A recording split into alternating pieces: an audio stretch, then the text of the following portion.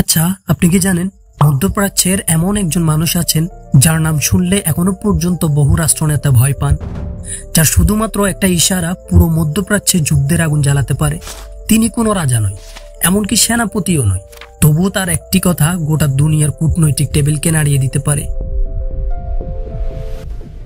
হ্যাঁ প্রিয় দর্শক, আজকে আপনারা জানবেন ইরানের সর্বোচ্চ ক্ষমতাসীন লিডার এবং আধুনিক ইসলামী বিপ্লবের প্রতীক আয়াতুল্লাহ আলী খামেনি সম্পর্কে।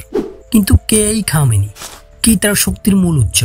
কি এমন আছে তার ভিতরে যে তাকে পুরো মধ্যপ্রাচ্যে ভয় পায়? চলুন এইসব প্রশ্নের উত্তর সন্ধান করি।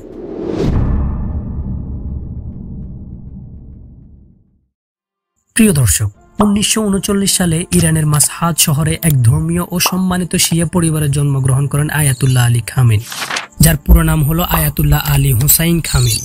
তার দাদা এবং পিতাও ছিলেন সম্মানিত ইসলামী পণ্ডিত। ছোটবেলা থেকেই খামেনি ইসলামিক জ্ঞান, যুক্তিবিদ্যা ও ফিকা, ইসলামী আইন চর্চায় আগ্রহী ছিলেন।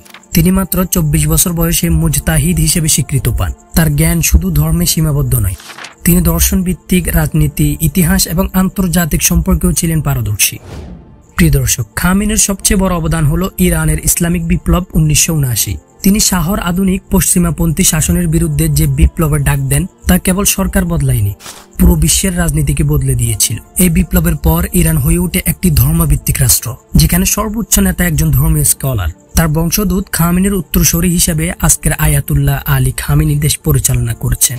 তার প্রতিটি নীতিতে, প্রতিটি কৌশলে খামেনির ছায়া দেখা যায়। আজ ইরানের প্রতিরক্ষা, গোয়েন্দা, আন্তর্জাতিক নীতিতে খামেনির আদর্শই মূল চালিকা শক্তি।